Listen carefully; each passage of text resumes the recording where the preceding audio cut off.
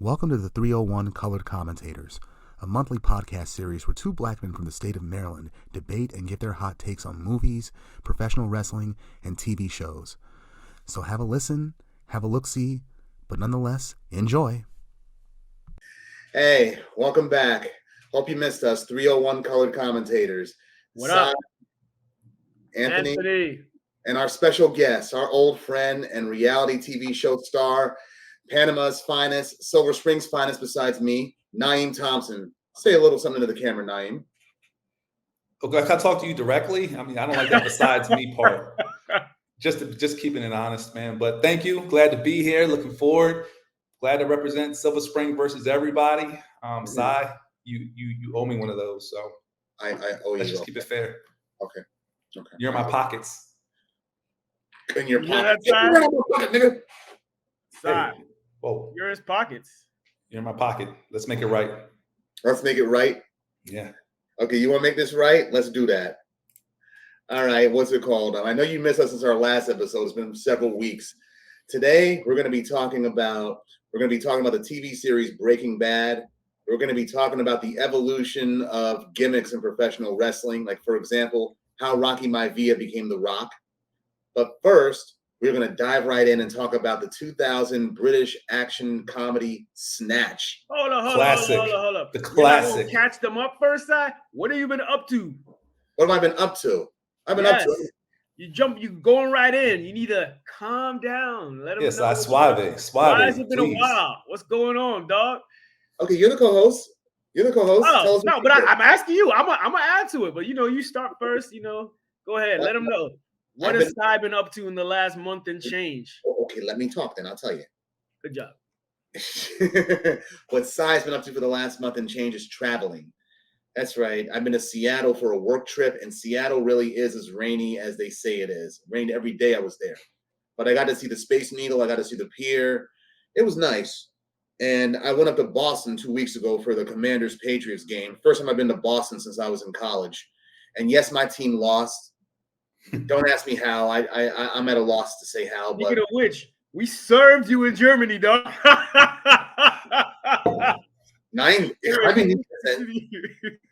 Hey, man. There's not much I got to say. It is what it is. But Sai, across your travels, did you get a chance to socialize any a bit, or I talked to some people out there as well too. Seattle, Boston. I talked to several people, men, women. Just got to getting to know the city.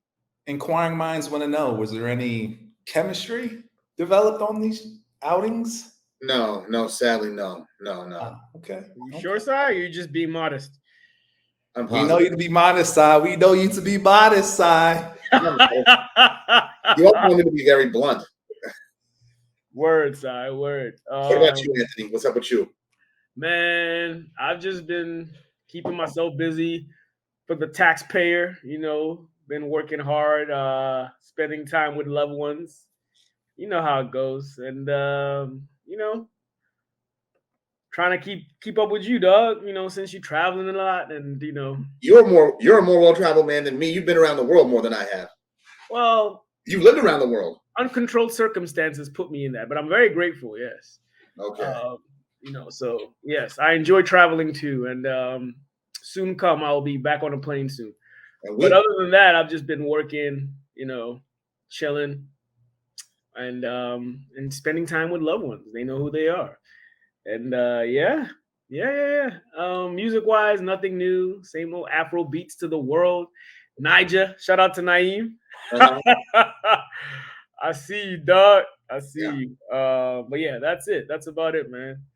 But yeah, before we go back into it, we served you in Germany. B. Gates, dog. You didn't even watch the game. It don't matter. The horseshoe cut in that ass. Anyway, let's go on. Let's move on. Okay. Shall we get right into it? Yeah. All right. Starting with topic number one.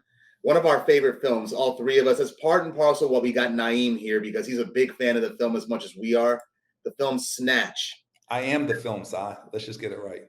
You are the film. I am Snatch. Yeah. Okay. A little background. This film came out when all three of us were in high school. It was released in the U.S. in December 6, 2000, and was written and directed by Ritchie, who had previously did Lock, Stock, and Two Smoking Barrels.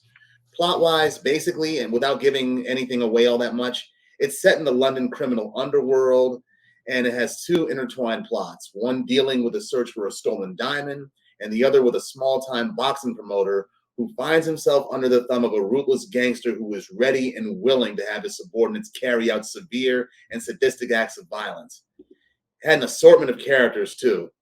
And despite being a British film, it had three American characters, actually. Well, three American actors, Brad Pitt, Dennis Farina, and a Benicio del Toro. Jason Statham, Stephen Graham, Lenny James, Robbie G, and Vinnie Jones, and Ade, who plays Tyrone. They were all supporting actors in the film as well, too. We like the film's themes, the ideas, and the motifs in there. And the film was also filmed in the same visual style with the same features and many of the same actors. Yeah, Vinnie Jones, Jason Statham, Alan Ford, Jason Fleming, they're all alumni in Guy Ritchie's films. And as for Snatch, it was largely successful, both critically and commercially. And it's developed a cult following, too. I mean, from a budget of $10 million, the film grossed £12 million in the United Kingdom, $3.3 million here and Canada, for a grand total of $83.6 million worldwide. Let's just talk about the film in general, the plot, quotes, its legacy, trivia, favorite scenes, etc. Naeem, you being the guest, floor is yours. Well, it's about damn time, so I couldn't wait to get in here otherwise. But I appreciate the floor, and while I have it, may I add, Homie! I'm sorry, I'm coming down with something. I'm sorry. Won't be the first time. But anyways, yeah, please. It's about the film, right? One of my favorite films of all time. Can't say enough about Snatch. It's one of those films that if you can get the humor, if you're quick-witted enough, if you know, you know. And if you're not part of the ship, pass yourself to the left, because a lot of people just can't get it, right? I've introduced the film to several people. Some people think it's, like me, one of the most hilarious things of all time, and other people just can't keep up with the humor in it. I got to ask, how did you first see the film? You know, I think I was introduced to it, like you said, back in the high school era when it first came out. Shortly thereafter, my brother had a DVD, and I found it in his collection. And saw it, popped it in, and in the first 5 to 10 minutes, I was hooked. Anthony, how did you see the film? I actually saw it at Penn State. They had like one of these bootleg channels. I wonder if the school's aware of this. Well, the world was aware of this. Back then, they had this pirated channel that they used to stream on campus, dog. College we had like a pirated version back in 2001. But yeah, I saw it there. I recognize a lot of the characters growing up in the UK. Like a lot of them, the English characters, come from like local English shows. So it was kind of funny to see them like in mainstream movie and shit. So yeah. But yeah, like Naeem said, the humor's great. Like I know I've spoken to a lot of people that have had to watch the movie in subtitles, but like growing up there, partially I could understand the lingo and then the slang. Are pikeys real? Was that? The pikeys, are they real? I mean, that's a lot.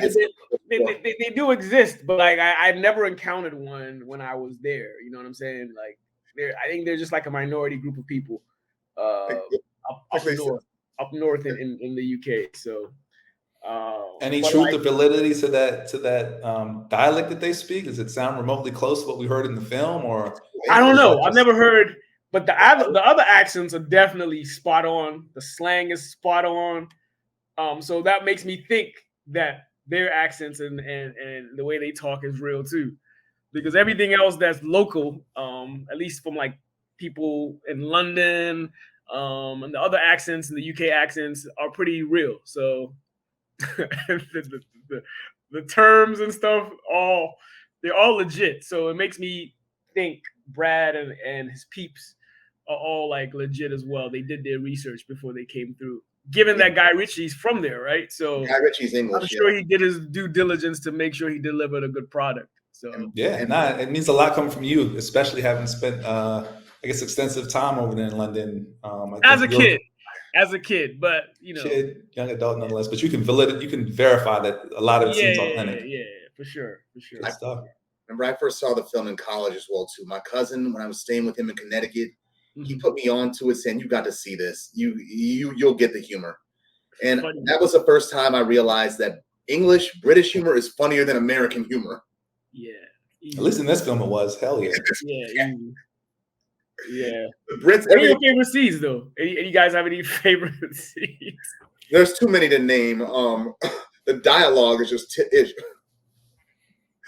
You have a favorite character as well, by any chance? I think I gotta say Bricktop is my favorite character. Yeah, he's up there. He is up there. Why so? Why? Because the things that come out of his mouth.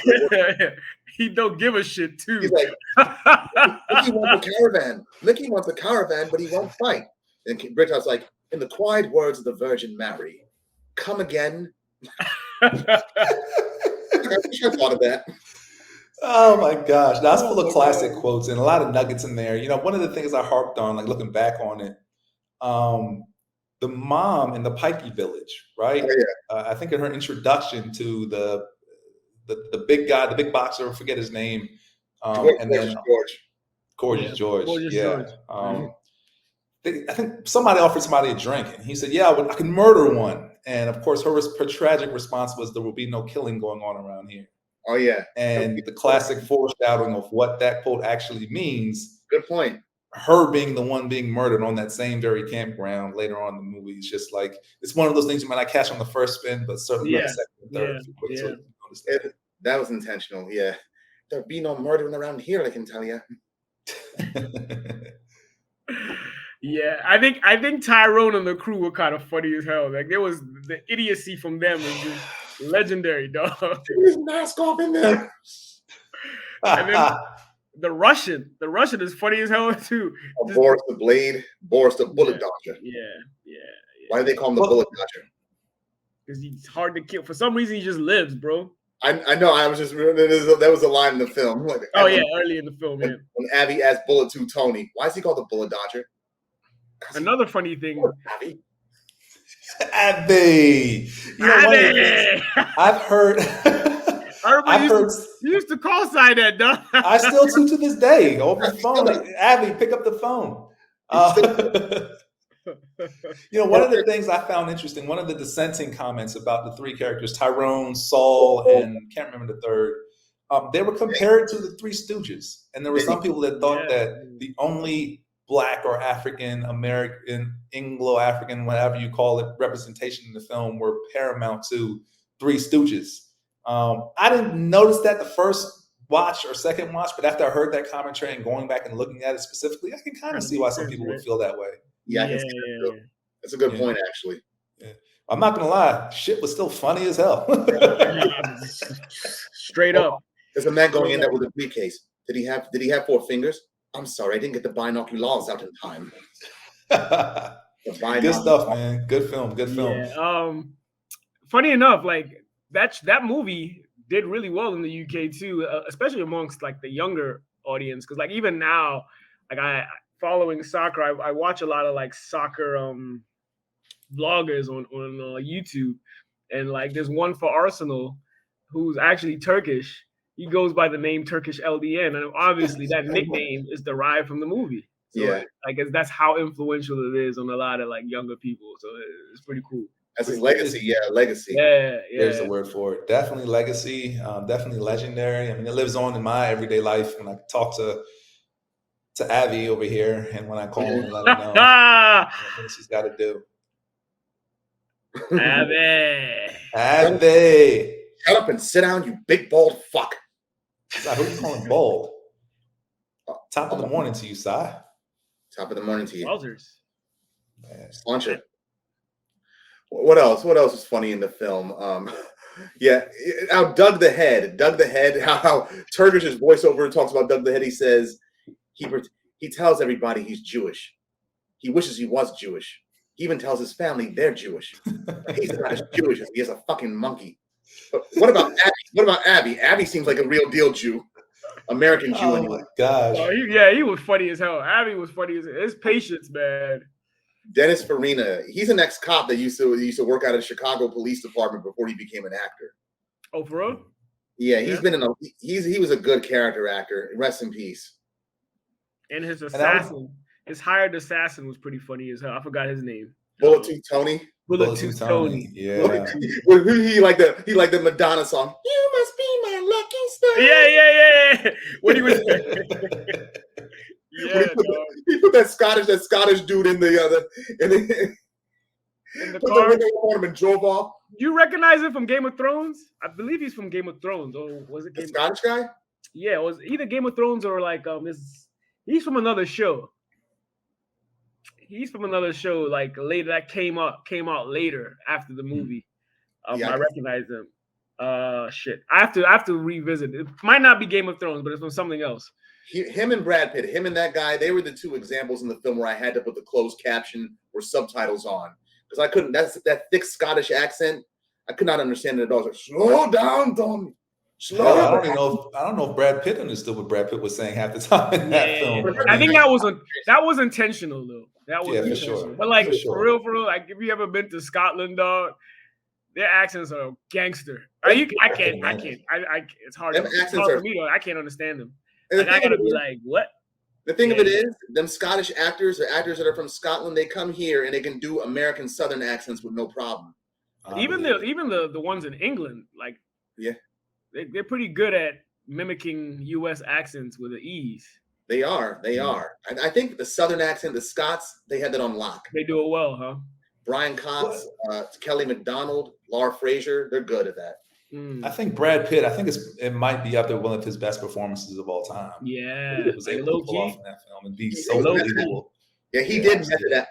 What added to his believable performance was the fact that he was method acting. He didn't bathe a lot of the time neither in order to get in character with Mickey because the gypsies, they be on the run. And the first scene we see him, always on the move. He's taking a shit right next to in between cars. Yeah. Yeah, it's up there. It's definitely up there. I can't remember too many Brad Pitt performances that were as good. Maybe Fight Club. Seven was really good. Fight Club. Fight Club was actually really good too. Yeah, that's true. Up there. That's another good movie. Yeah. Very good movie. Yes. The Ocean's movie, he was in both of those, wasn't he? Yeah, he was. Troy, he was decent as Achilles. Oh yeah. Yeah. But the casting did a phenomenal job in this, and I think Guy Ritchie as well. This made me become a Guy Ritchie fan. I went searching for other versions of this brilliance that was in Snatch. Sadly, though, I couldn't find just quite the element that was in Snatch and other Guy Ritchie films. As much as I what are some of his other big ones? I'm even trying to remember off the top of my head. Lock, Stock, and Two Smoking Barrels. That was his first film. That's what got him noticed before Snatch. Okay. Yeah. And that's a decent watch as well. Taking nothing away from Lock, Stock, and Two Smoking Barrels. It's not the brilliance that Snatch was for sure. Yeah. Too good. Yeah. Revolver, I had that on my rack. Sherlock. I haven't seen that. I haven't seen Revolver. That's good. Yeah, he did the Sherlock Holmes film. I was disappointed in Revolver. Oh, the Sherlock Holmes. He did do that. That's right. Both of them. Yeah, he directed both of those. That was decent. But the humor is not this. This has like. This is more rated R. It's like it gives me like adult humor, like on the hilarity of like Superbad type shit. I think it's more advanced than Superbad. Yeah, I mean this is an adult. Superbad is like high school kids. So yeah, like what I'm saying is like the hilarity is categorically, yeah. I get that. Yeah. Speaking of Scotsman earlier, you know who they wanted to play Bricktop before they got Alan Ford? Who? Sean Connery. Really? Bricktop. The dude is like a popular like UK actor. Like he is. Alan Ford, yeah. Yeah, he's in a lot of like local TV shows. So I recognized him off Jump when I saw. I was like, I remember this dude. So many like local soap operas and shit that he's on from the UK. Do we know why that deal didn't work outside? Any information on why it didn't pan through? Yeah, Sean Connery flat out said, "This is a good film, but you can't afford me." You for real? Yeah, I believe it. I could believe it as well. I mean, hey, it is Sean Connery. I mean, yeah. May he R.I.P. as well. Yeah. What else? What else in the film? The soundtrack as well too. The music they use in the film. I heard 10 cc's with a dreadlock holiday during the first scene where we see Tyrone. And speaking of Tyrone, why every time he talks, he look like he's taking a shit? Of course I am. That man can't drive for shit. I thought you said he was a getaway driver. What the fuck can he get away from, eh? What was the response? I think he's quick on his feet when he has to be, huh? Yeah, that's what they said. Johnny on the spot. Oh my gosh. And the dog. The dog, yo. Fingers. He's the one that got him. Yeah. Was that? No, totally. He's the one that got Frankie Four Fingers when Soul and Vinny fucked up in the bookies. Yes. Indeed. And why does Bricktop, why did he hate Tommy so much for? Why did he hate him? Dog. Are these Lancashire pigs? Who the fuck's talking to you, boy? Oh, yeah. Fuck's Tommy. Yo, Bricktop was useless, was ruthless, dog. My gosh. He fed people to pigs. The pigs, bro. Even his own people, his own men. Hence the expression, as greedy as a pig. Absolutely. That whole monologue was great. That whole monologue. Oh, for sure. One of the best monologues I've ever heard on film in a long time. Bullet to Tony, when he punked Soul and Vinny, when they tried to get him in the bar, he just grabbed the gun. And the fact that your guns have replicas written down on the side of them. Oh, yeah, I know, right? And my gun is Desert Eagle .50 written down the side of mine. Problematic. Problematic for sure. To precipitate your balls into shrinking along with your presence. He's one of my favorite characters on the joke, man. Funny as hell. He punked the shit out of him, and he killed Boris the Blade too. But it took him like what? Took him like his whole clip. Yo, why was Boris the Blade getting them though? Selling them fake ass items, dog, for like top dollar or top pound. Hey, when Tommy tried to use the gun, like I'm gonna kill him, you fucking Russian. Yep. Fucking Russians. Yep. And what in Turkish? Well, why was he always like, what's it called? After his joke after everything with Tommy. Protection against who? The Germans. Yes, Tommy. Proper fucked. Before the Germans get here. Can either of you remember the first time, the little nugget that they actually used the word snatch in the movie? No. Head scratcher. You know, most films they say the name of the film at some point in the title of the film in the script. Yeah, they drop it sometimes. Yeah. So this one was dropped. Of course, I do. It's one of those things that just stuck with me for some reason. Yeah. The dog is first in the possession of, I think it's Saul. Yeah, and I think there's a toy or something that he has. The duck or whatever. Toy. He's squeezing it, and the dog makes an attempt, and he says, "Don't snatch." Right? Of course, the foreshadowing to later on, the dog totally snatches the damn diamond. The joy that has the diamond and everything. Exactly. That dog is a fucking omnivore. Eats anything. Of course, he is. Like what they find in there, they found like a doggy chew toy, a 24-karat diamond. Yep. Oh my goodness. Yeah, the gypsies were not taking care of that dog. That dog is in better hands with Tommy and Turkish. Right. Shout out to Tommy and Turkish too. Yo. And then the boxing fights where Brad Pitt's character, where they told him to go down in the fourth, and he just knocked the guy out in the first round. And the way the camera, like, we're fucked. And Bricktop's people that he promised money to are like, oh, they were pissed. Yeah, they were pissed. Somebody confronted him. You do remember? Yeah, like, cut me off again whilst I'm walking, and I'll cut your fucking Jacobs off. Yes, dog. Thanks for the tip, Bricktop. Listen to me, you fucking brats. If I throw a dog a bone, I don't want to know if it tastes good or not. You stop me again whilst I'm walking, I'll cut your fucking Jacobs off. No, I gotta ask, what do you mean by Jacobs? Legendary, yo. Jacobs. Legendary. I never heard that before till Snatch.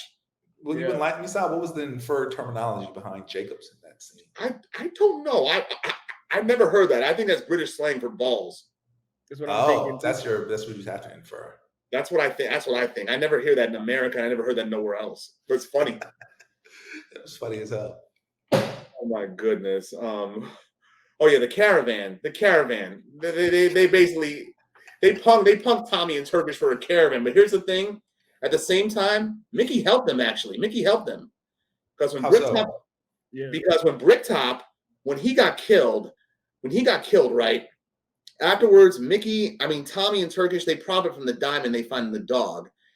And their reputation in the boxing underworld is still intact because of Mickey. because of Mickey, there's now evidence that they don't engage in fixed fights, unlike Bricktop. Bricktop wanted him to go down the fourth, but Mickey, he wouldn't go down at all. Yeah. Yeah. You know what's clever about it is I think Mickey and the whole camp, they had obviously the mastermind and plan the entire time. Everything was well planned out. Like the scene with them trying to get the caravan can be juxtaposed to the grand scheme of the entire film. Oh yeah, they always were 2 or 3 steps ahead of any minor or major plot throughout the entirety of the film. The brilliance of those people. Even when they dipped out of their campsite, they dipped out early after they killed Bricktop's people. Precisely. They made sure. They probably bounced before they did all that too. Yeah. Precisely. Even though they were trying to throw us off balance, throw us off guard by thinking that Mickey, because of his mother dying and the wake that they had a what basically amounts to an Irish wake where they drink their asses off, right? But we forget these people, they can drink. It is water to them. So Mickey, were you able to hang when you went to Ireland that time? I was only there for like a day and a half, but I went to the Guinness factory, and I don't even like Guinness, but that's the only place on earth that you can actually get a good one. How many did you have? If you don't mind me asking. I had a free one that they gave during the tour, but when I went back to my hotel, I'm like, give me 2. 2 for Cy or 2 for Cy and 2 for me. I didn't meet no nice Irish girl out there, sadly. All the nice Irish girls I know are here in America. You ought to take another trip. I should actually. Sorry, you didn't get your 4-leaf clover on, dog? 4-leaf clover. What do you? I've always known you to be lucky, Si. You didn't get lucky while you were lucky. No, I didn't get lucky out there. But next time I will. It was my first time in that part of Europe. Amsterdam, on the other hand, it's easy to get lucky out there. How do you know? I've been there. You red lighted it off, dog? Well, I didn't have to go there to get it, but I went around just to check it out. That's proof. That's Red Light District, Anthony, is proof positive that they got a fetish for everything. There's a market for everything. So there's a market for more grease to your elbows. There's whatever body part you explored when you were there. Swedish massage side, Swedish massage a little bit. They got it right in the window for everybody to see. I didn't explore nothing. Side, no Swedish? Swedish massage, side, the way you like it. The way I like it. The way you like it. Well, you've changed a bit over the years, side. Who knows? You say so, Si. I don't know what I ought to do right now to you. Wow, Si. Starting the day off right and proper, aren't we? Proper fuck. Day off? What do you mean starting the day off? It's afternoon. Yeah, for you. We're in the same time zone. What the hell? Relax, Si. Just relax. Some people start times of the day at different times, you know. Precisely. This is an audio-visual experience. Why do you keep repeating that as if I didn't hear you the first 500 times? Be nice, Si. I'm asking a legitimate question. No, he's our guest. Be nice. Be nice. Silver Spring versus everybody. Like, there's no need for the extra angst. Okay? No doubt. Yeah. He's our guest, Si. Back to Snatch. What else can we talk about with this? What's it called? Which character did you dislike? Did I dislike? That's a good question. That is a very good question. If anybody I disliked, probably it was Bricktop's men. Bricktop's men that Turkish found in his office when he was just trying to get into his safe. Yeah. Like, that sounds like hostility, doesn't it, Harold? We don't like hostility, do we? Like, I hope y'all get got. Bunch of bullies. I probably will have to say the Russian. He pissed me off. The way he would have died, he was always getting away with shit. Yeah. Go ahead. I'd have to chime in. I think the name of the jeweler from America. Avi Abraham Dinovitz. Well, yeah, there we go. For sure. Avi, how can I forget? His man, the fact that he ended up getting the diamond in the end anyways just somehow rubbed me the wrong damn way. Like, how the does he end up winning in the end anyway? And he came right back as soon as his cousin called him. Yep, same thing. Took the shot, hopped on the plane. Yep. And he probably paid Turkish and Tommy good money for that diamond too. Yeah. Right. But to see it go into his hands ultimately in the end, that just rubbed me the wrong way about his character. After all the things he did, it's like he didn't even care about his boy Frankie Four Fingers all that much. And Bullet Tooth Tony, he killed him by mistake. And speaking of which, Bullet Tooth Tony, the scene where Abby wanted him to cut open the dog to get the diamond, and why the actor that plays him, Vinnie Jones, why he was so reluctant, because he grew up around dogs. So that was a sensitive spot for him. Makes sense. Yeah. Oh, yeah, and the girl that was in the bookies too, the short blonde-haired British chick. Oh, classic. Appreciated, but all bets are off. If all bets are off, then there can't be any money in here, can there? Just spell it out for them. Oh, that was brilliant. That Definitely was funny though. That was funny. That was funny. Oh my goodness, there's too many funny scenes in this. Man. We could just spend all day going through all of them. And you know what? I can see how people like this is great humor. Right? I can see how if you don't get it, it's over your head. Yeah, it goes over your head. It's funny. It's a good movie. It's a good movie. That dry British humor, most Americans won't get that unless they naturally have a dry humor themselves or have the potential to develop one. I mean, for those of us like ourselves that are looking for more of that kind of humor, can you guys think of any other film that even comes close to that? I know we probably mentioned a couple of them already, but not movies, but more so like UK shows are full of it. So, okay. But I don't think there's any movie like per se like Hollywood off the top of my head. I'm sure there's some. I just haven't seen them. Me neither. I can't think of none off the top of my head right now myself. Yeah. Like, well, TV shows, yeah, Luther or Black Mirror, those are UK done. I mean, they don't even have that kind of humor. They have moments of that kind of humor, but they're not built like that. Yeah. Well, that just means somebody's got to get Guy Ritchie on the phone, man. What can we do to churn another one out? Maybe a Silver Spring-based version. Yeah, who are we gonna have as the characters up in that though? Us three Freddie. And who? Freddie? Freddie got a feature in that show. Well, more importantly, Sai, what character are you playing? What character am I playing? Turkish? Hell no. You know your ass is Saul. You say I'm Saul? I be a Three Stooges? The fuck out of here. No, you're fucking Saul, Sai. You're a Saul walking on earth. If I ever saw one, Sai. You be Saul. You look just like him. You got the bald head and everything. You know you're a walking Saul. You don't even have to audition. That's exactly what you are. Who are you with your bald head and your glasses? You be Doug the Head. Hey, don't talk about my head, Sai. At least not while we're recording. Okay. God. Now you took off your Clark Kent glasses. Now you Superman again. Hey, it is what it is. You know, take it as they come. I'll cast myself as Mickey. Mickey? Okay, yeah. Okay. Do some lines for Mickey and then that fucked up accent he got. You like ducks? Sorry? Ducks. You like ducks? It's Dags. Yeah, of course you like ducks. Look at the size of the fella. Oh, dogs. Sure. Yeah. I like Dags. Good stuff, man. God. Anthony, who would you be casted as? That's a great question, man. Saul's already taken, so. No, it ain't. Can't get that one. I already took somebody else. You can't just give me something. You can't just swap like that. Swap out. Sometimes in life, you are what you are, man. I'd probably be what's his face's boy? Turkish's boy. Tommy? Tommy, probably. Okay, get your nuts squeezed by the Russian then. I can see that. No, I can see that. Yeah. I'll probably be Tommy or like. I would have been Bullet Tooth. I'm too small to be Bullet Tooth. You got to be a little bit more intimidating. But his humor cracks me up. So what should I call you? Should I call you Bullet, Anthony, Tony? You can call me Susan if it makes you feel more comfortable. Tony. Wow. 3 minutes, mate. Yeah, probably Tommy. Probably Tommy would be mine. He's like, Abby, cover up. You're making a scene. Oh, sorry, Tony. Wouldn't be making a scene. Did that car crash? The car crash. Yep.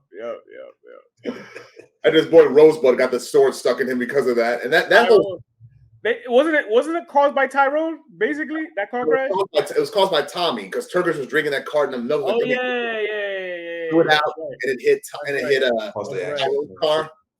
That's the way they did that scene was like so good. The splinter chronology of that one scene. Yeah. Nah. Good stuff, man. Classic film. Classic. I definitely recommend viewers to watch it because a lot of my friends have the same humor, so we've all watched it. But when you ask other people around, a lot of them haven't really seen it. Or I've probably even never heard of it. So Yeah. It's funny. It's funny shit. Let me see what else they talk about up in there. A question. I got a question. Why didn't Bricktop just bet on Mickey to win and have his own fighter take the dive? Because he would make more money betting. Yeah, I didn't get that either. I actually asked that low key when I was watching. I said, why don't you just bet on him? Yeah. You know, it's more or less guaranteed. He's a sick fighter. As weird as drunk as he is, he knocks people out. The first time we see him fight, he just knocks out Gorgeous George and breaks his jaw pretty much with that one punch, that one hitter a quitter. Man was concussed. Yeah, I had to pause that scene and put it in slow motion. Like, he hit him? Let me see that. That was good acting for sure. All the fight scenes looked real, and those punches, like the audio visual effect of how those things landed, just made it seem that much more powerful. You know, that one hitter quitter that Mickey possessed, impeccable, man. Yeah, I hear the job's done. Yeah. Nah, didn't fucking fight for free. I know we're taking your time, and I know you got to leave soon. You got work on the hand, but how much? Let us know whenever it's time to leave. It's cool. We really appreciate your presence. Yeah. Hope to have you back for another, depending on what episode or whatever movie or show we watch. Why The Wire? Because I know you like The Wire as well. Hold up, why are you acting like Martin Lawrence and just kicking him out already? He didn't say nothing. No, 3 minutes, man. He had mentioned earlier. He had mentioned earlier that he can't be long. He's not going to be long. So I know, but he didn't say nothing. He didn't say nothing yet. He determines that, not us. 3 minutes. It was 3 minutes, 5 minutes ago, mate. Yeah, I remember that. The chef. No, to this point, though, I must get going. I do have other tea to brew, so to speak. So all due respect. I'm psychic, dog. Okay. All right, Professor. That's why I'm your co-host. I'm psychic, dog. So you might want to listen to him more often. Might do some good sometimes. I don't know. Remember, I told you in high school. Just being objective. Remember, I told you in high school. Just being objective. To be real. Who, me? Why? What did I do? I was telling him that, actually, Anthony, not you. Oh, okay. Well, we're good. Sai, you're good at what you do, man. Stay handsome, okay? Too, Sai. You can't be against us as well, you know. I'm not against y'all. We good. Yeah, Gucci is straight. Always Gucci. See you at City Place later, okay? It's called Ellsworth Place now, by the way, but for us folks, it'll always be City Place. Yeah, excuse me. Sure. For sure. City Place, Buffet downstairs, for sure. Yes, sir. We don't got that no more. What? Yeah, that shit doesn't exist. Yeah, that dim sum is gone. We might have to, you know what, we're going to have to do this another time and talk about why that's not there anymore, what we're doing to bring it back, most importantly. Bring it back. I would love that dim sum place back. All the times I got free food from there because there was nobody at the cashier's desk. Hell yeah. So how did you get free food, Si? Your own dumbass fault. There's no niggas free food, Si. What are you saying?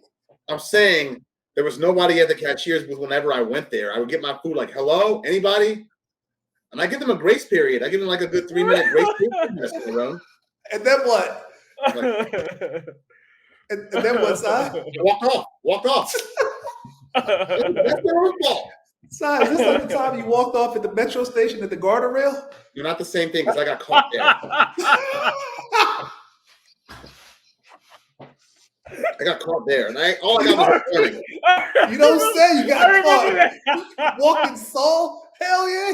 Because Anthony was right in front of me. He got through no problem, but the guy saw me. I had the worst luck in senior year. That's why I hated our 4th grade year. How did he get away?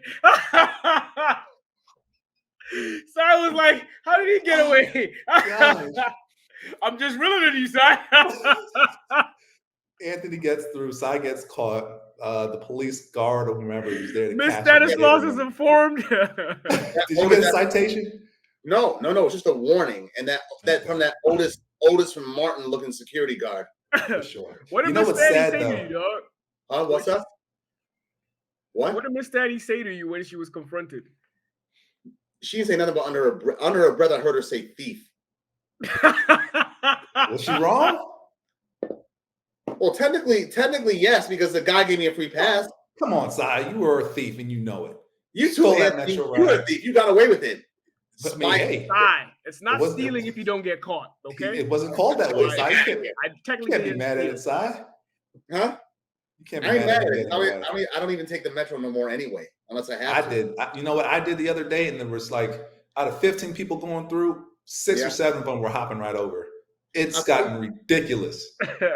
I'll tell you what day I spent all day hopping, right? All day hopping. Remember when you had that job at the Washington Sports Club or whatever back in high school? Sports Health?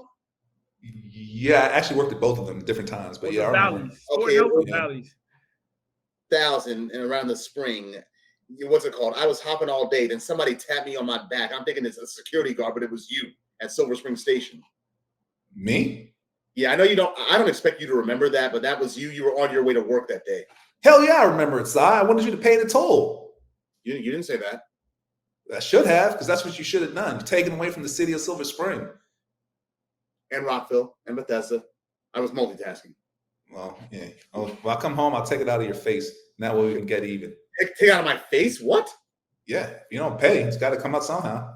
My face, though? What the hell does that mean? Yeah, you'll have to figure it out the hard way. Shout out to Mickey. You don't want to say it, so you explain it. I already did, man. I gave you enough subliminals. You'll have to wait till you see me one-on-one in Silver Spring. You give me no subliminals. You just gave me a bunch of cryptic comments. Si, relax. Si, relax. Do you kiss your mom with this tongue? Anthony.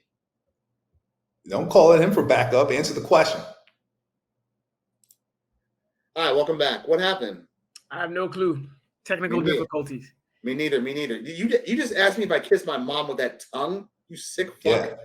Hey, it is what it is, man. But yeah, I'd love to chop up more about Silver Spring. Oh, we need to do it sometime, man. Let's talk some more Silver Spring stuff. What's there, what's not there in current events, Silver Spring. When we do The Wire, we'll try and do. I know you love that show, so we'll try and get you on there too. Yes, we will, because they only mentioned Silver Spring once in The Wire, and that was in the final episode. Hey, we got to mention it all. Hey, I'm happy. Fucking Bethesda got mentioned before us. Bethesda. How many times? Twice in season 3. Oh, well, save the best for last. What can you say? Sorry, but you went to high school in Bethesda. That's true, too. I'm a proud fighting son of Silver Spring, okay? Bethesda and Silver Spring are 2 different places. Fighting who, Si? What? Fighting who? Who is Silver Spring fighting? Slippery slope there. Why don't you go fight and build that purple line for me? How about that? Build the purple line? It's already in the process of being built still. That shit's been in the process, bro. Why don't you fight and get that finished? Why don't you help me? You got charisma. With your charisma and my wit, we could take over Silver Spring. We go nowhere, Si. That's all I got to say. We go nowhere?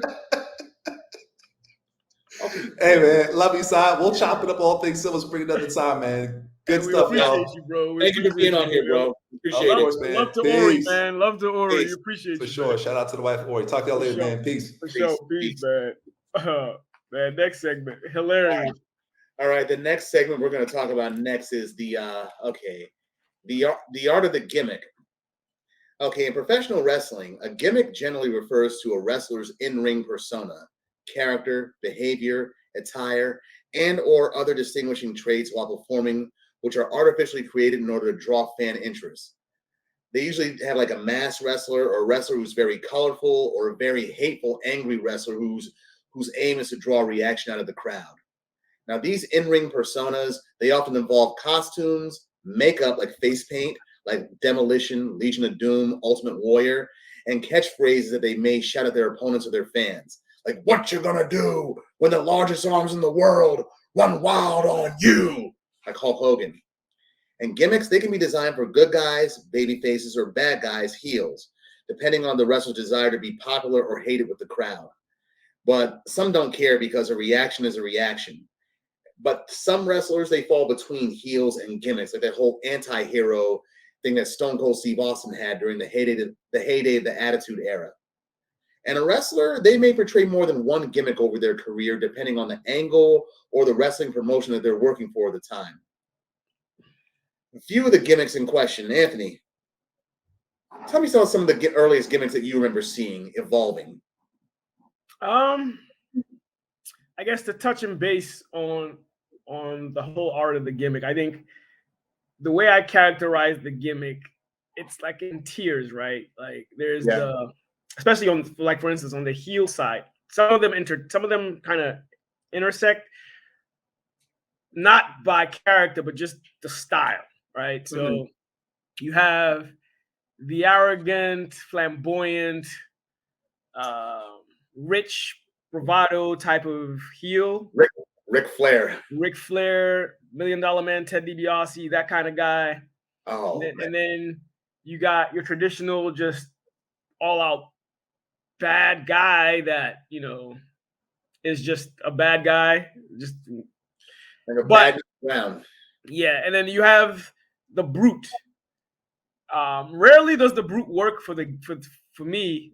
The Brute never really works for the heel as well as it does for the face. He's freelance. For the most part, there are only like maybe 2 Brute heels that I consider like legendary. Maybe Andre, Demolition, at most. Everybody else, and a classic example is the Powers of Pain. When they were Brutes as faces, they were pretty damn good.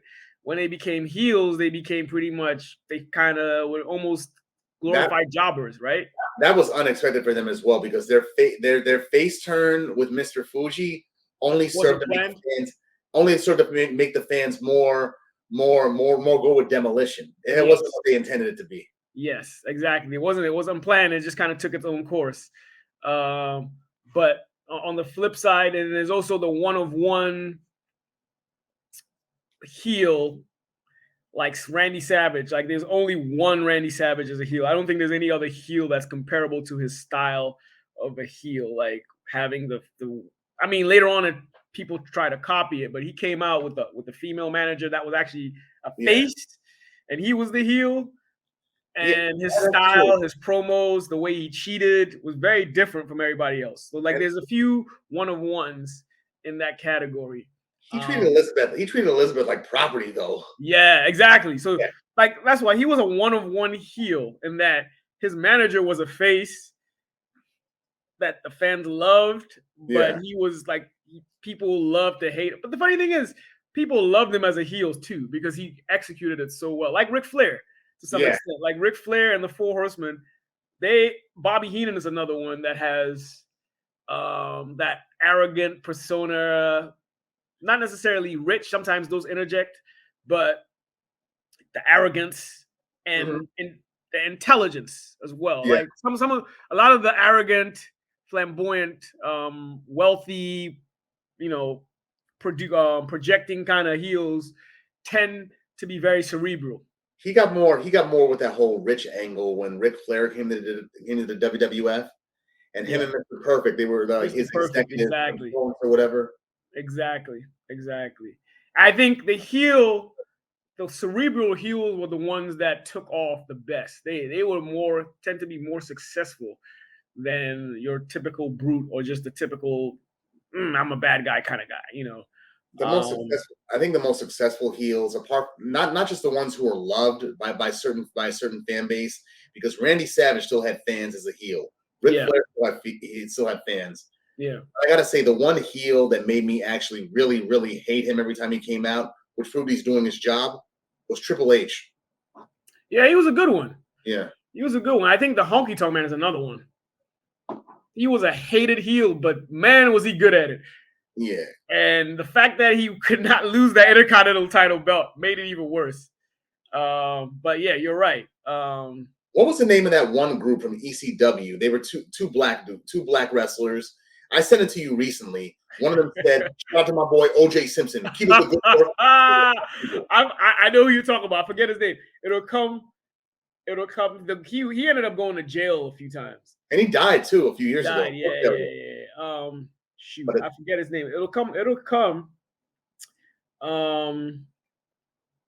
Shoot.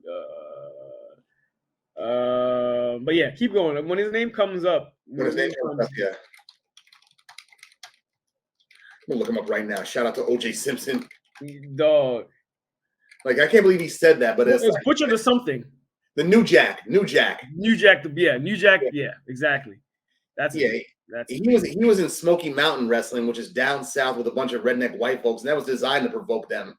Yeah, exactly.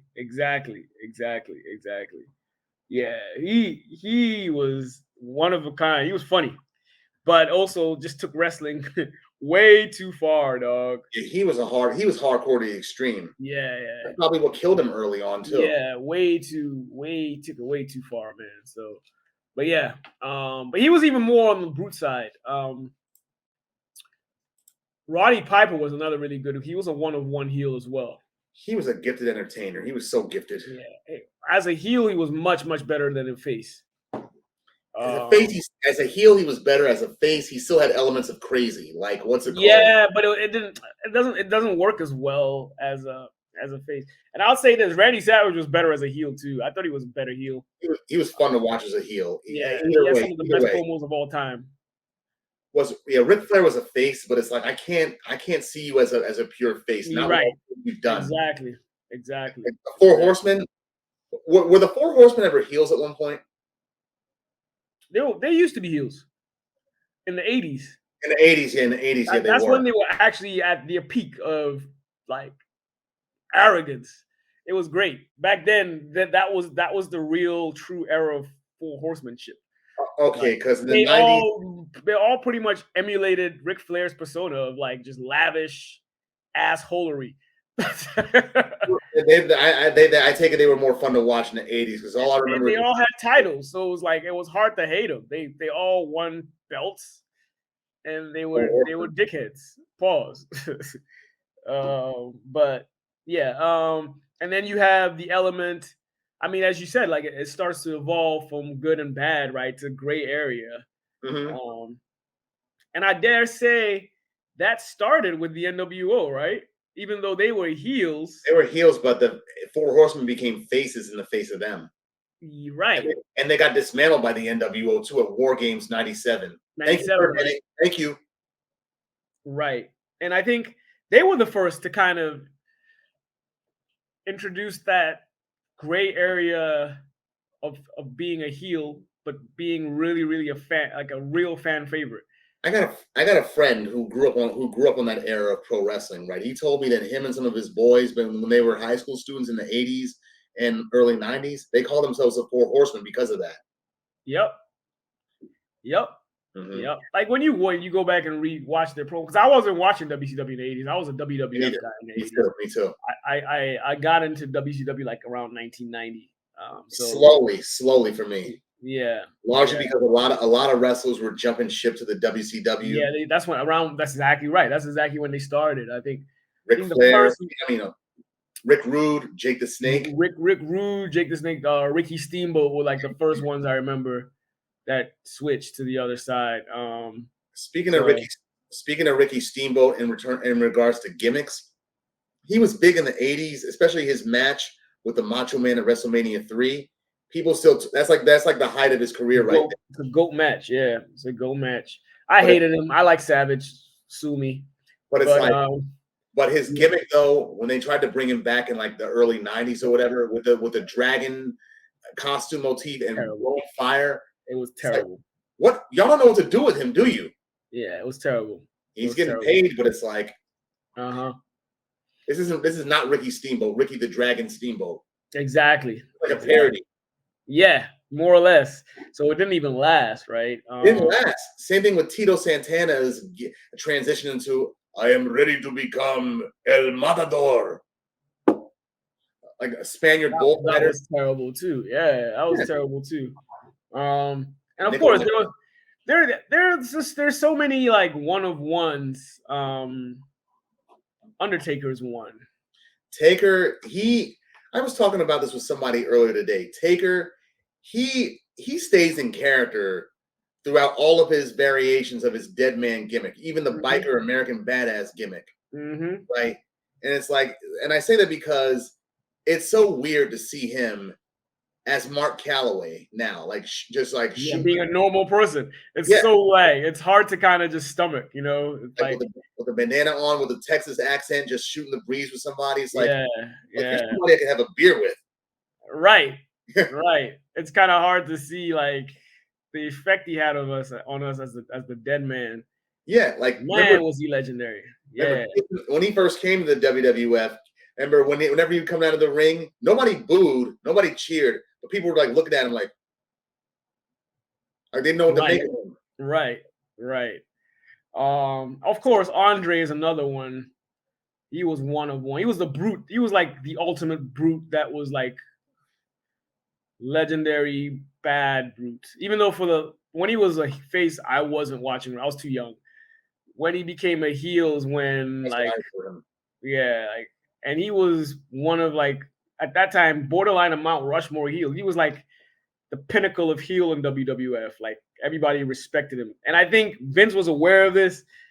That if he gave him the title, it'll be hard for him to lose it. Which is why and also another reason. Obviously, he had health issues, so it was like we can't have someone that has serious health issues be the talisman of the heavyweight champion. So he never really let him win the belt. But he was one of the I would say one heel gimmicks that nobody else. They had several other big men. I know the Giant came later on, but he was a different kind of Giant compared to Paul White, and he was marketed as the son of Andre the Giant. But he was a Hulk Hogan pet project, is the thing. Oh, he was, huh? Yeah, Paul White, the Giant, when he came to the WCW, Hogan brought him in and basically wanted him because he looked like Andre the Giant. But the problem is Paul White didn't pay no dues. He didn't know how to wrestle back then neither. He just got by on being big, which you could have got away with in WCW, no problem. So when he came to WWF as Paul White and in the Big Show, it was Taker that had to school him. He was big, pause, but he's not even. I don't think he's anything like Andre. No. I think first of all, Andre was bigger, one, and two, like Andre's hands were just humongous. So like, whenever he got his hands on you, there was nothing unless you were Hogan, of course, and maybe who else got away with maybe beating him up a bit successfully. Warrior, not really, but when they made Warrior do that, Andre was kind of on the decline, like health wise and ability. But other than that, once you got in the ring with Andre, you'd probably have 5 minutes of glory, and the rest he's beating the shit out of you. He's goddamn big. Yeah, and he was slow, which made him. It actually added to selling his Giant. So, Giants are supposed to move slow, but once they get their hands on you, it's a wrap. Yeah. Whereas the Big Show was a little bit more mobile, he was a little bit smaller. He was big, of course, than everybody, bigger than everybody else. But just the fact that he got clowned by The Rock every time. Big Show, you come on down. Exactly. And Andre's head was humongous too. Yeah. Again, that's weird. But yeah, his head was, so. Hogan said he drank like 15 beers in one setting one time. Yeah, I think he was in the Guinness Book of Records at one point as like most beers in one setting or something like that. As big as he was, he probably had to drink all of them just to get drunk. Yeah. There's some interesting stories about Andre that are too X-rated to even be on this show. Yeah. But was that? Oh yeah, they are too X-rated. Yeah, I've heard some. Yeah, there's stories about his fingers, and I'll let women. But yeah, we'll leave it there. But yeah, I read somewhere on the internet about he used to enjoy going to the Playboy Mansion, and the rest is history. Yeah, you just use your imagination, people. Yeah, but yeah. Other gimmicks like Tugboat. Tugboat when he became Typhoon. And later, the Shockmaster. You remember seeing the Shockmaster incident? Terrible. That was one of the worst debuts ever. Like, how did they mess up this badly? Mm-hmm. And even you could hear Sid Vicious and Davey Boy Smith in the background, like, what the fuck? Laughing. Right. I definitely heard some of their takes on that too. Some of the wrestlers. Yeah, man. I forgot to even add, like you said. One of the important tiers you had mentioned earlier was the luchador masked wrestler as well, who technically was a stereotypical athletic, acrobatic type of Mexican-style wrestler, even if they weren't necessarily Mexican, including people like the likes of Owen Hart as the Blue Blazer, one of the most impressive wrestlers, high-flying and technical I've ever seen. Oh, you're on mute. Unmute yourself. You're on mute. I got it. Yeah. Anybody who came out of Stu Hart's dungeon, they're impressive. Yeah. Facts. And and you also have the ladies lover type of guy like Rick Rude. He was beautifully sculpted. Pause. Rick Rude. Yeah, you have like your Rick Rudes, your Val Venuses. I'm trying to remember. Mark Merrow, I guess, was another one that kind of was off that. Mark Merrow, he didn't try to play off that really, but he was physically built because he was a boxer. The guy that when he was in WCW, he was a lot more of the ladies' man type of guy than when he was in WWE. Yeah, when he was Johnny B. Bad, exactly. He was more of like the ladies' man type of guy. And when he did try it a little bit with the Wild Man Mark Merrow gimmick when he first came to the WWE. But dropped it when he dropped Sable pretty much. Yep. And of course, the Heartbreak Kid also took that gimmick as well, which was that ladies lover gimmick that was most prominent around Rick Rude. Rick Rude was the one that really took it by the horns and kind of glamorized it a lot. And then I think Shawn Michaels took it to the next level. Shawn Michaels, he sexualized it more so. Yeah, exactly. With a lot of innuendo, and his appearance in Playboy magazine that probably enhanced it as well too.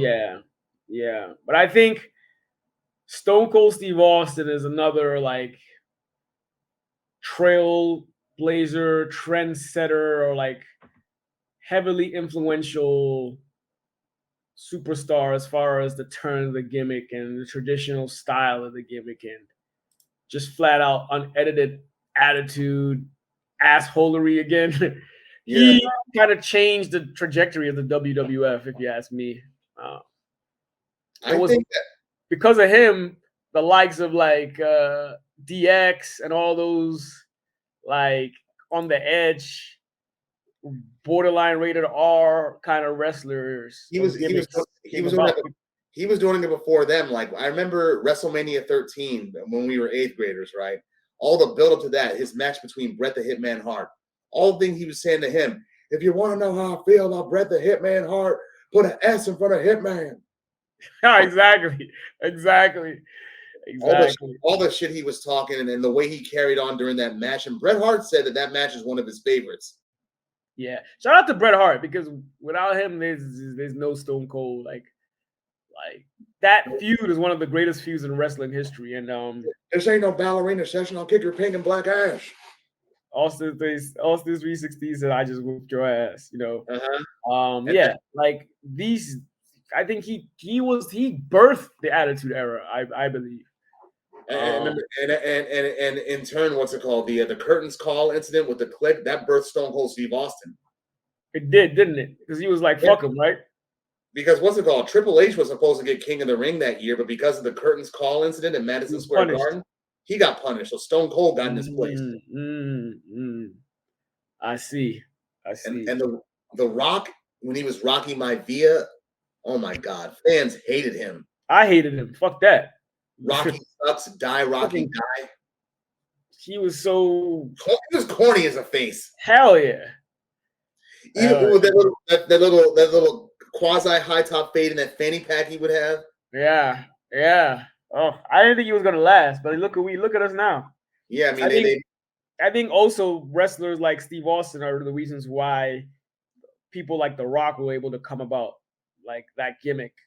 Yeah, Dwayne Johnson got better when he became The Rock.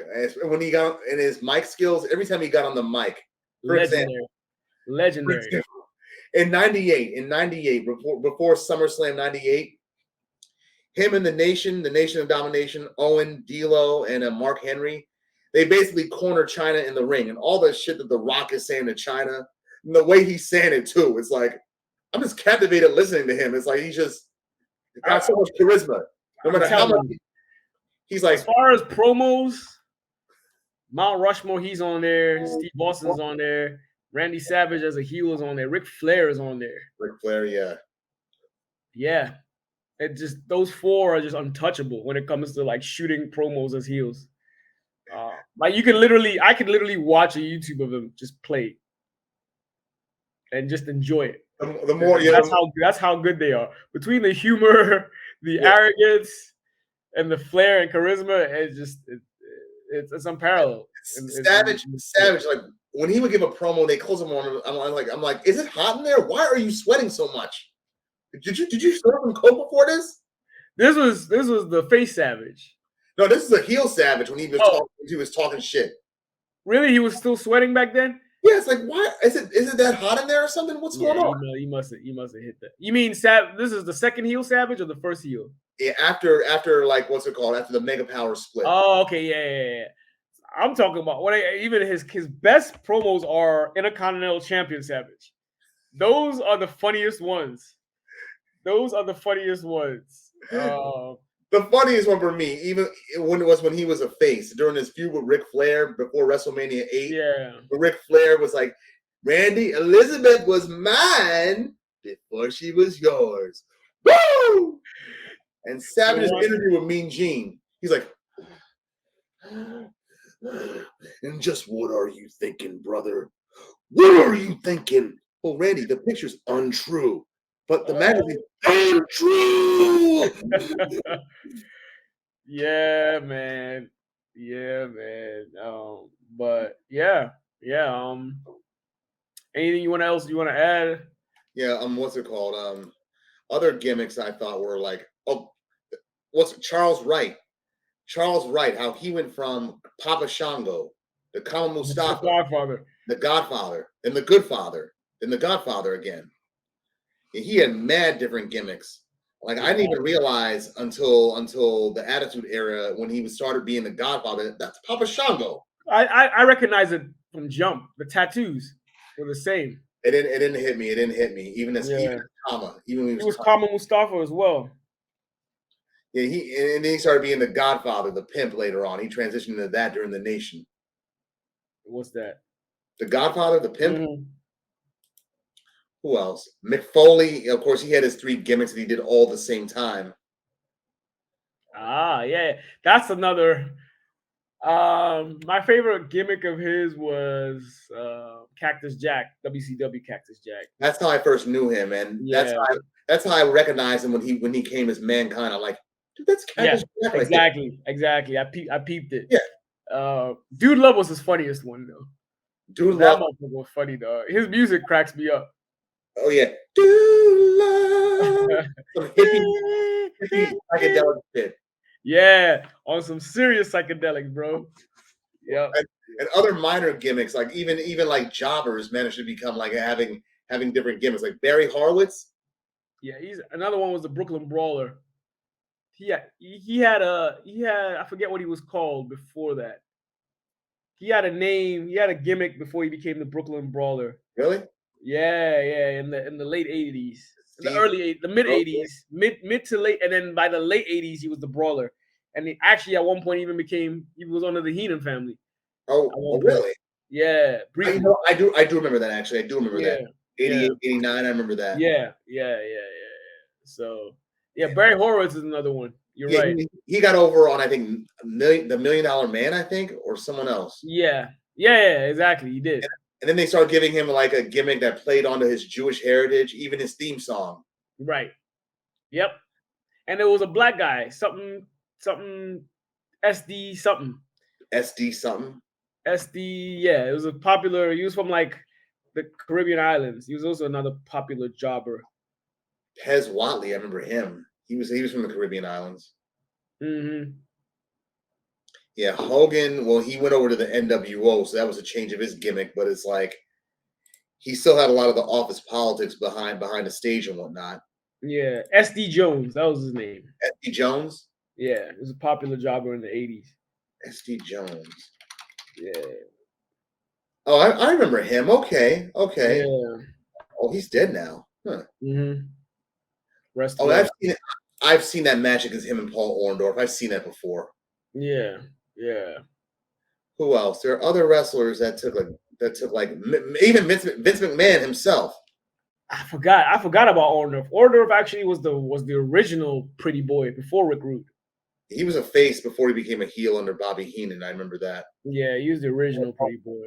Best pile driver in wrestling history was his, man. Yeah. He did it better than anybody else. Like his pile driver looked like it actually really hurt. Ooh. But he did it so well that Marty it Jannetty almost looked like he broke people's necks. If you can make it look like that, that's great because D'Lo Brown and Marty Jannetty, they couldn't. They couldn't, right? Yeah, Oh, D'Lo Brown paralyzed Darren Drozdov. I remember you told me. And Marty Jannetty, Chuck Austin, he paralyzed him. He did what? Marty Jannetty paralyzed Chuck Austin. Oh, he did. Not in a pile driver, but in like the rockers type of move.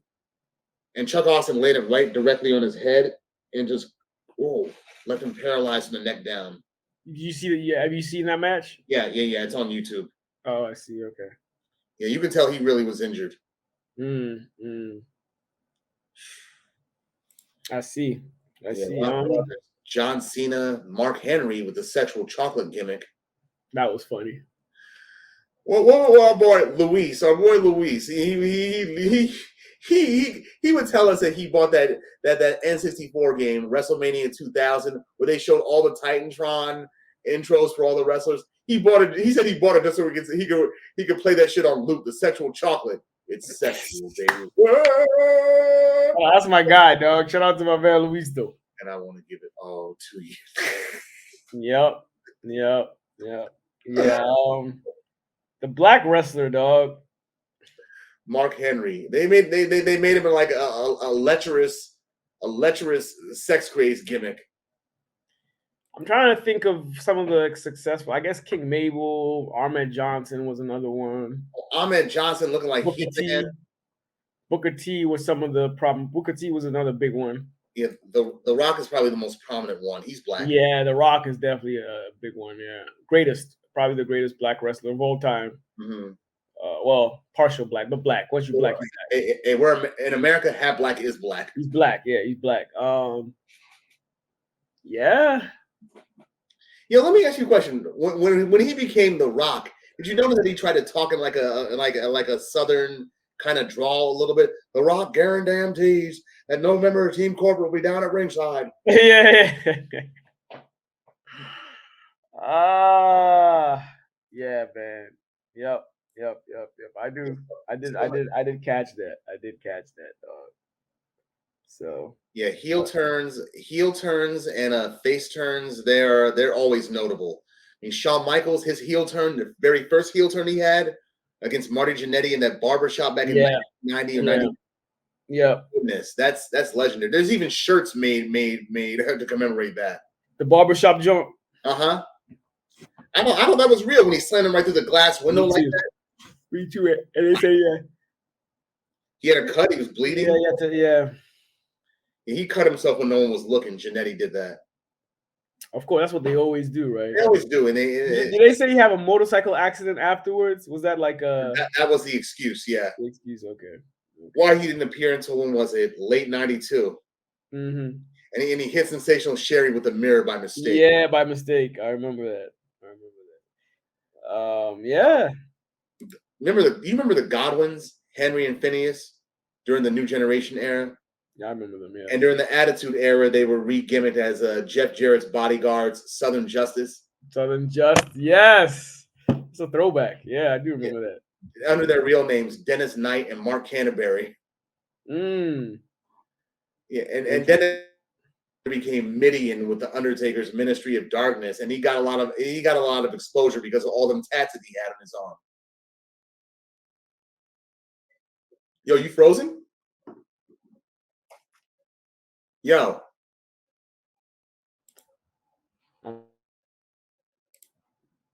Yo, you still here? Yeah, I'm here.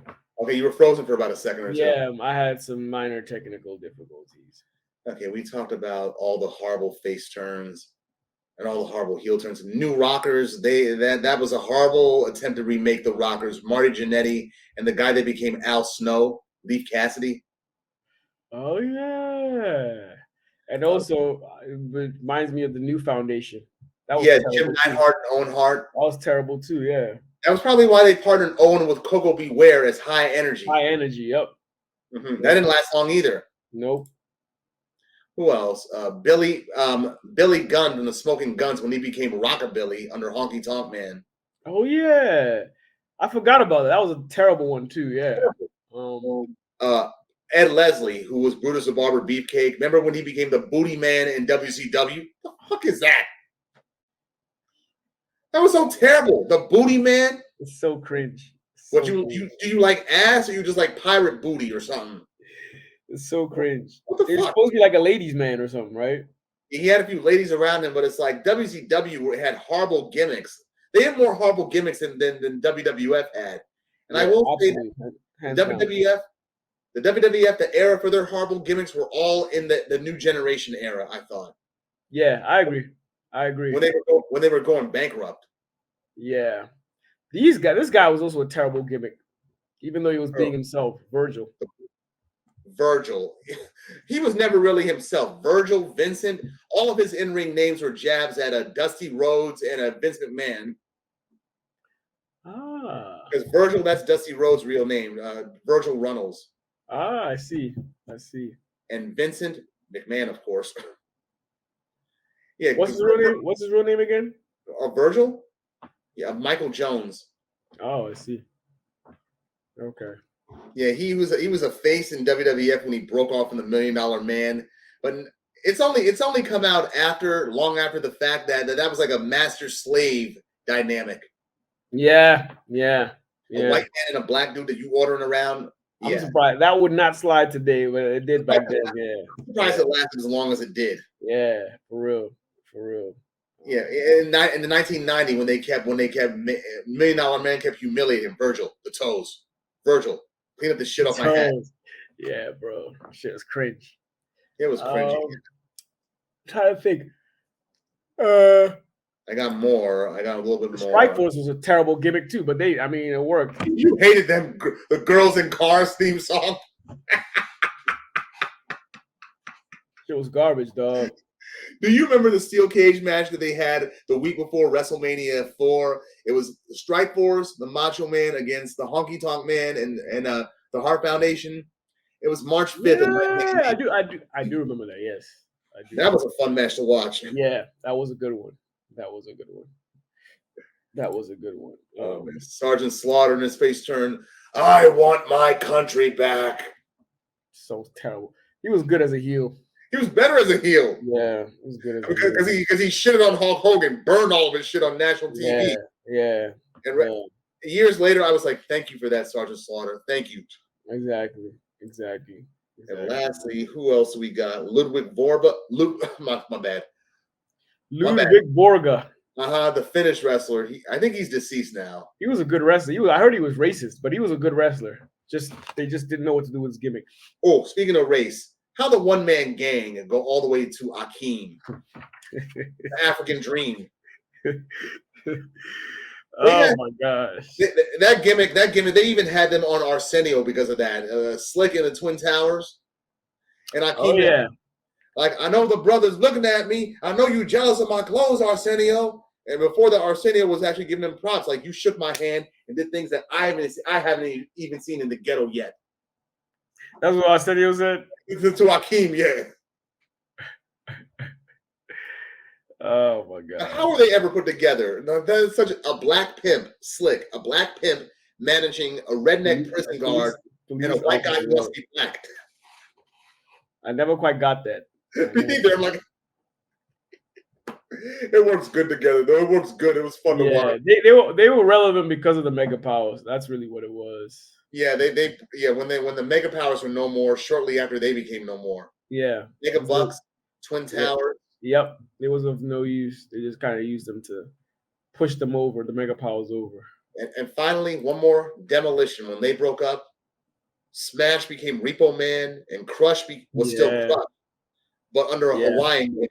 Hawaiian, yeah. Yeah, with like a mullet with like blonde streaks in there. Right. And even, I gotta tell you, even Axe and Smash, they're still alive today. And Crush, Bryan Adams, rest in peace. Yeah. Axe and Smash, Barry Darsow and Bill Eadie would say that Crush, he didn't fit in Demolition. He didn't. Wrestler, but he didn't have the chemistry that we had. Yeah, he didn't. They weren't the same when he became a member. Mm-hmm. Yeah.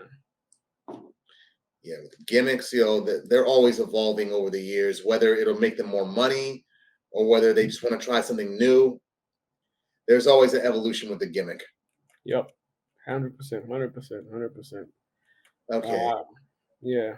Shall we move on? Last one. Yes, sir. Let's do it. All right, our last one is Breaking Bad. Okay, for those of you who don't know, and that should be very few of you, Breaking Bad is an American crime drama television series that was created and produced by Vince Gilligan for AMC. It premiered on January 20th, 2008, and it concluded September 29th, 2013, with 5 seasons and 62 episodes. It was actually set and filmed in Albuquerque, New Mexico, and the series followed Walter White, portrayed by Bryan Cranston, who's an underpaid, overqualified chemistry teacher who's struggling with a recent diagnosis of stage 3 cancer.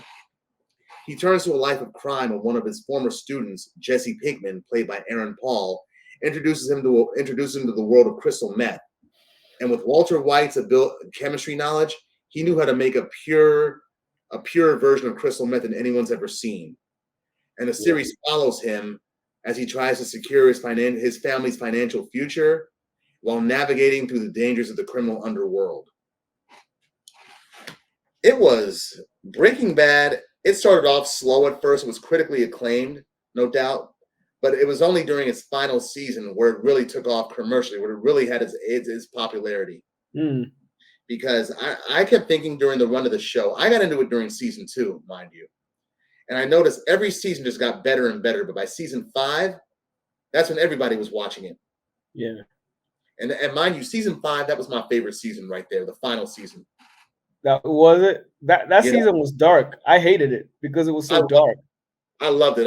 It's like after he killed Gus Fring in season 4, Heisenberg, just the way every episode was done, especially Dead Freight. The character development was sick. Huh? The character development of this show was sick.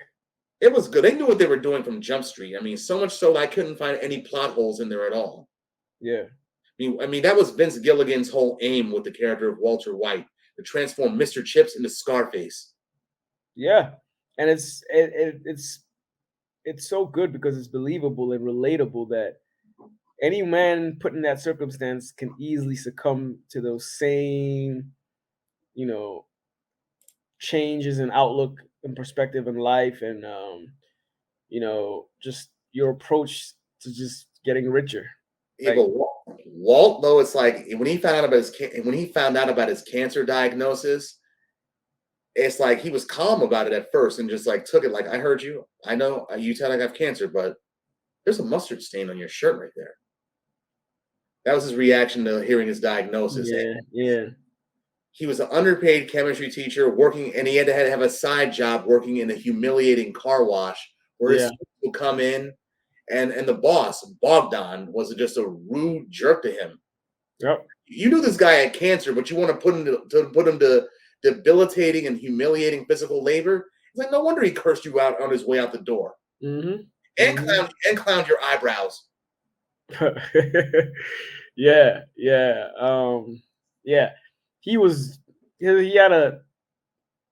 When he's first introduced, he's basically in a shithole. Yeah. Struggling, seeing his friend become a multimillionaire. Elliot Schwartz. Yeah. When he was probably the main brain behind it. But the thing of it was, we never found out what exactly caused his exit from the company. Exactly. He's bitter about it, but given Walter White or Heisenberg's character development, it was clearly something that hurt his ego, because I think so. I think it was ego driven. Yes, that's why he left it. Mm-hmm. That was my suspicion too, actually. A lot, because when he was talking to Gretchen, Elliot's wife, who actually was his girlfriend at the time that he left Grey Matter, he's very bitter about what happened between them, and he actually tells her, "Fuck you," and that's the first time we heard somebody say that on the show. Yeah. I'm like, nigga, what she do to you? Yeah, this is X, dog. It's like you, from the way they told on the show, it's like he broke up with her for some. I know what it was. They said during the show that when Gretchen and Walt spent a weekend together, Gretchen brought him around her family, and she's a rich girl, right, from a rich family. And Walt felt like an inferiority complex to that, like he wouldn't be able to measure up to that. So he broke up with her because of that, and she ended up marrying Elliot Schwartz, and they built a fortune together. Yeah, so I Walt, see. Walt's character's traits is like he has an inferiority complex, ego, which is why we should not be rooting for him at all. Yeah. He's really a bastard of a character. Yeah. It's just because of it's real. Like because at the beginning of his introduction, Yeah, because he's in such a shit show and shithole, shithole. Yeah, you're naturally empathetic towards his character, and you start rooting for him automatically just because of that, like just as human beings. But you're right, we shouldn't be rooting for him. Like if you actually understood his makeup as far as his egocentric behavior, borderline narcissistic. If you ask narcissistic is right. Yes, he is a narcissist. Yeah. He doesn't take any responsibility for what happened in season 2 with that plane crash that he indirectly caused. Yes. Mm-hmm. Yes. I will say this about him though. It's one of the smartest characters in television history. He's got brains, no doubt. He's always 10 steps ahead of the operation. I mean, season 5, when the shit fails. Season 5, that's what let me know that exactly. That's what made season 5 my favorite. He was at his most cerebral and ruthless. Like Mike's 9 guys or 10 guys, 10 guys, 3 jails, 2 minutes. That was yes. I mean, there's so many, parts of that where he just kind of outwits and outsmarts everybody else. He got Gus. He got Gus at the end. Gus was one. The guy in the hospital. That's with Gus, right? That was Gus. The whole girlfriend situation with Jesse Pinkman.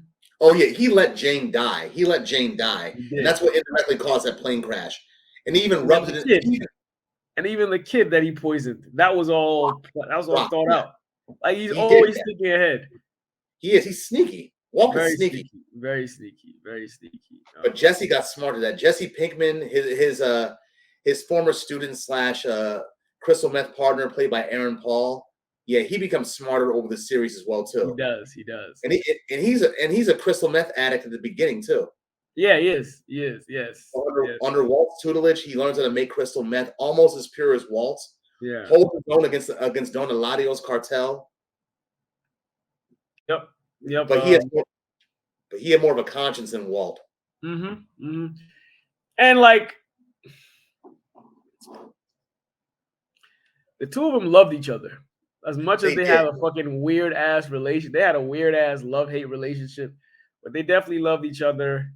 It's just unfortunate that Walt was just very egocentric and narcissistic, so that got in the way of their relationship ultimately.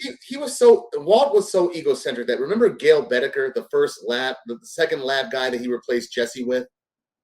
Okay, the scene where he got Gail fired, where he chewed him out for saying you didn't put her on the right setting. I'm like, he put on the setting you put it on. If you rewind that episode, Gail did exactly what Walt told him to, right? But Walt was looking for an excuse to fire him, and he set it up like that. Yeah, because he wanted Jesse back because Jesse he can control. Yeah, exactly. Yeah, and Gus Fring is probably my favorite character in the whole show. Yeah, he's legendary, dog. Yeah, Giancarlo Esposito, hell of a great actor. Yeah, he goes back in the Hollywood scene. Trading Places. What's it called? Do the Right Thing. Do the Right Thing. Yes. Indeed. In New York. Yeah, he is in there. Yeah, he is in there. Yeah, he is in there. Usual Suspects. Yep. Oh, yeah. He's a good character actor. Fun facts about Giancarlo Esposito: he has an African American mother and an off the boat Italian father, and he was born in Denmark, but came here with his mother when she moved back to America when he was 5 years old, and he was raised in Manhattan. Whole time I thought his heritage was Afro-Latino. He looks like to me. Yeah, it's proven he could play a Latino no problem with this role. He learned how to speak Spanish. His Spanish is pretty good, actually. Yeah, I mean, you're nice with it. Yeah. And thank you. Yeah. And Better Call Saul, he really spoke Spanish a lot. Oh yeah. I haven't really watched that show, yeah, but Yeah, that put the events in Breaking Bad in a whole new different context. I see. And because Saul Goodman, the lawyer who was a breakout character played by Bob Odenkirk in Breaking Bad, Breaking Bad. he was so popular they gave him his own show. Yep. Like you want a criminal lawyer or a criminal lawyer? Right. Yeah, he had to cook the books here and there. Well, not really cook the books, but yeah, he did. Bend the law so that shit would slide. And he had no problem doing that. Saul Goodman, he's getting paid well. Why would he? Yeah, Heisenberg, Gus Fring. He has connections. Yeah. Gus is what you call it? His story of how his brother was killed by the same men that hired him was crazy. That is insane. How he gets them back, poisoning them and throwing up. Yeah, in season 4 episode, they gave the background to Gus Fring. Hermanos. Yeah. Where him and his boy, Max, and Vince Gilligan said they were lovers, right? That's why Gus took his death so personally. It wasn't just my friend, that was my lover. Oh, it was, yeah. Why did I say his brother? It was his lover, right? And they hinted at all throughout that scene when Hector Salamanca, played by the late Mark Margolis, he's like, Juan Bolsa was like, don't piss in the pool. And Hector's like, so what? What, because you worried about them? They probably like what they see. Oh, yeah. And Don Eladio, he was just ruthless, played by Stephen Bauer, who was Manny Manolo from Scarface. Yeah, that's right. He was in there, yeah. And so was Mark Margolis. He played one of Sosa's assassins, the one that Tony killed in the car. You die, motherfucker! Yeah, yes. He was the paralyzed guy or whatever. Yeah, he was Hector, the one with the wheelchair. Yep. Yeah, they did a lot of deliberate Scarface connections with this film. They did? It was intentional? It was intentional. Those hiring, Mark Margolis and Stephen Bauer, their casting was intentional. It's like we said, Vince Gilligan wanted to turn Mr. Chips into Scarface. Makes sense. I think that might have been my favorite season 4. Because that was the last season of the high. Season 5, it's now going down the slope. I love season 5 because season 5 was cut in 2 parts. Remember? Yeah, at the top. See, I watched it later after the show was done, but I did hear about it going in 2 parts. Because what's it called? When season 5 ended, Walter, he got rid of all of his competition and with the cover of Vamonos Pest, the pest control company or whatever. Yeah, he goes in various people's houses, makes crystal meth, and has $80 million in that storage shed. Oh, yeah. Like, how much fucking money do you need, man? And you can't deposit it nowhere. So he had it somehow, some way given to his wife and children, and some of it to Jesse as well. Yeah, he gave Jesse his son, but Jesse was so guilt-ridden that he started like tossing the money out the window. And he basically threatened Elliot and Gretchen Schwartz with that $11 million that he had left, that the Nazi gang left him after they dug out all of his shit from the desert. Yes. But then again, it's your own fault. It's your own fault because you said you will give them all that money if they didn't kill Hank, which they still did anyway. Still did. Yep. And then Jack, the leader of the gang, of the white supremacist gang, is like, no, leave one for him. What's with all this greed? Yeah, I remember that. Yeah. Jack. I'm like, leaving with one. Yeah, that's cool, but it's like they took all my hard-earned money. All my not earned, but stolen money or whatever. Or drug really money. Stolen, your ill-gotten gains. Ill-gotten, blood money, if you want to call it. Pretty much. Yeah, and because you're technically killing the community with that shit. And Walter wasn't afraid to get his hands dirty neither. In season 1, he killed Crazy 8, and he ran over those drug dealers that were on his territory. Yeah, he did. I forgot. And the guard in the laundromat laboratory, that was the sub-laboratory, when he went to go rescue Jesse, he killed that guard at point blank range. They burned the whole place up. Yeah. Oh yeah. And Mike Ehrmantraut, he killed Mike. Yeah. And at the beginning, it was hard for him to kill. Yeah, it was. And then all of a sudden, it was like second nature. It became second nature. Yeah. The guy that plays Mike Ehrmantraut, Jonathan Banks, he's from here actually. Oh yeah. Yeah, he went to Northwest High School in Silver Spring. Oh, where we if you watch- graduated. If you watch and listen to him, you can hear like a Maryland twang in his in how he talks. Mm. And he was also in I Beverly have to Hills. look out for that. He was in Beverly Hills Cop, the first one. Speaking of which, they're making a new one. Yeah, I heard. He was the one that killed Eddie Murphy's friend, Mikey. Oh, at the beginning? Yeah. He had hair back then, though. Mikey, what? Oh, yeah! I remember. And he was also the one that he beat up at the restaurant. Oh, yeah, when he threw him over the buffet? Yeah. It was like, and Eddie's like, that's good, Victor. Can you make him sit down? Yeah, I remember that shit. Yeah. I forgot he was in there. You're right. Yeah, Jonathan. Memory. Shout out to Beaver. Yeah. And a lot of actors on Breaking Bad, same way with The Wire, their profile raised after Breaking Bad ended. I mean, Jonathan Banks got mad roles. Giancarlo Esposito, he's been on them Star Wars Disney shows. He's been on The Boys. What was it on Kaleidoscope on Netflix earlier this year? And yeah, I seen Jesse Pinkman in a couple of shows too, and commercials. Black Mirror. He's been on 2 seasons of Black Mirror. Yeah. And also, he got accolades for this show left and right. Like Bryan Cranston won the Emmy 4 times in a row for playing Walter White. Aaron Paul won it 3 times. Oh wow, close. Yeah, they won. They were a dynamic duo. I'm not even shocked. They won 16 Emmys. The whole show won 16 Emmys during its run. Shout out to them, man, because man, it's a good one. Yo, the scenes that really like stand out for me, like how Gus distributes all of Walter's crystal meth through the Southwest. They showed how when Walt makes it, where it goes, how Gus people seal it up, put it in fry batter, then mark the fry batter with a fluorescent mark or whatever. Yeah. It's like, good God. And Gus oversees all this. Yeah. And Gus is no bitch. Gustavo Fring was no bitch. He was gangster. The scene where Don Eladio's people are shooting up his chicken farm, and Jesse and a Mike are hiding behind like portables or whatever. Gus, he comes out, sees what's going on, like, the fuck? He comes out, starts walking, and Gus like, get down! Yeah, he didn't even give a fuck. I remember that. And Gak kept shooting him, and Gus like, bring it. Come at me. Shoot me. Yeah. Yeah, that's I think that one scene with Don Eladio, when Don Eladio had his boyfriend killed, that's what made him a cold-hearted dude. Cold-hearted guy, right?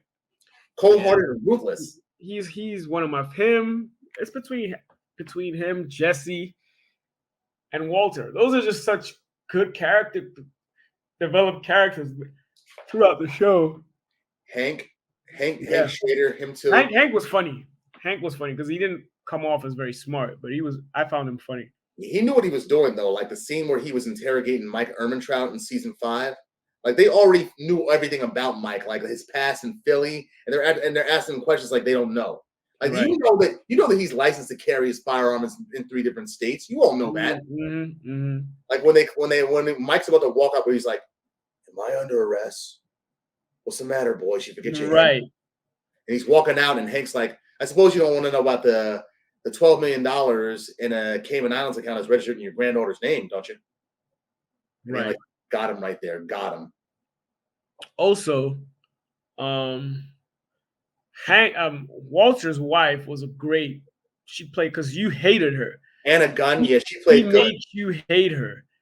So she does a great job acting. What made me hate her was at near the end of season 4, during the episode entitled Crawl Space, where Walt goes to get his money in the titular crawl space of their house, right? He's like, "Where was the money, Skylar? Where is it? I gave it to Ted." You gave our money to Beneke? Well, it was the only thing I could do. And he starts laughing hysterically. Yes. Like what the fuck? Am I digging any worse? Yeah. Oh, man. It's one of the best shows on TV, man. I can't even lie. It was good. I mean, so good. If you look online about the top TV shows ever, consistently, Breaking Bad is ranked up there with the top 3. Them, The Sopranos, and The Wire are always consistently rated as the top 3. Top 3? Mm-hmm. I still need to get on The Wire before we shoot. So, yes, you do. As a Maryland native, all Maryland people should watch The Wire. So I heard. Even though it's Baltimore, it represents all of us. So I heard. Another show we should probably touch, maybe not this season, but sometime. The Night of. The Night of. Oh yeah, the joint that came out in 2017, the 6-episode miniseries. Yeah, that was good with John Turturro having like eczema on his hands and feet. Yep. Yeah, that was a good one. Yep. Anything you want to add on to this? It's a good show. What's it called? Breaking Bad, legendary.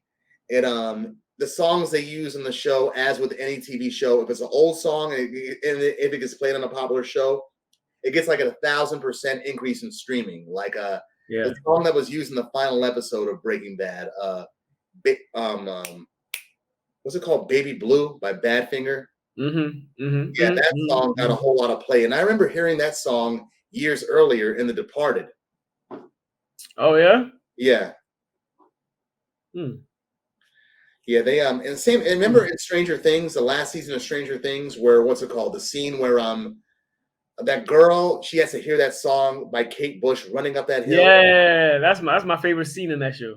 Very personal. Yeah, and that song got a whole bunch of streaming. It got more attention than it ever did when it first came out in the 80s. Yeah. Shout out to that's what's her name? Kate Bush. Yeah, I know the name of the song. I mean the character in Stranger Things. I forget her name too. God damn. Yeah. Sadie Sink is the actor's name. Yeah. She was one of my favorite characters as a kid. God damn, what the hell's her name? Yeah, it's cool. Hold on. It's cool. I'm gonna find it right now. Now it's got me. Max. It was Max. Max Mayfield. Max Mayfield, yeah. They're coming out with the final season next year. I'm looking forward to that. Me too. That's a hell of a good show. One of my favorite shows on Netflix too. That Black Mirror. Oh, did you see The Killer on Netflix recently? It's a movie or a show? Movie on Netflix with Michael Fassbender, and it's directed by the same guy that directed Seven. David. It's called The Killer. The Killer. Yeah. Nah, I'm gonna have to peep that. That was a good one. It really it's a psychological thriller. I'm gonna have to peep that. Someone's at the door. But yeah. All right. Yeah. Give me 1 second, please. Yeah. I'll be right back. Which I was about to even mute myself. Hold up. But yeah, glad y'all are tuned in and enjoying this. Make sure you comment. We've done quite a bit of talking today between Breaking Bad. Hold on. Between Breaking Bad, Snatch, and of course the gimmicks of WWF, or should I say wrestling at all in general. I'm sure there's plenty to talk about, but we'd love to hear your feedback, especially on Breaking Bad, which is a very, very popular show. A lot of y'all. I'm over here too. Yeah, he's still here. I'm still here. Yeah. So yeah, we usually do this together, but I had to come down for the end of this right here now. Yeah, for sure. Are we wrapping this up for the most part? Yeah, we're wrapping this up. Yeah. Okay. So yeah, just make sure you comment, subscribe, spread the word. Yes. Like, because when you like, the algorithm pushes us too. So yes, please do that. Spread the word. And if you enjoyed our guest, my man Naeem, aka Mr. TV series Bravo, The Love Without Borders or whatever. Yeah. Let us know. We'll have more guests if you like the chemistry we had. So yeah. Yeah, spread us like chlamydia. Wow. Not that, but y'all have a happy Thanksgiving. We might or probably record either before or after Christmas. Who knows? Actually, no. We might even record later on this month. We love y'all. Actually, no. Christmas. Yes, I said that right. Christmas. God bless. And you already know what time it is. Yes, it is. See you there. Guys moving feet. This guy, dog. What? So, yeah. What did I say, dog? It's cool. All right, we good. Yeah. Are we out then? Love y'all. Love y'all. Peace.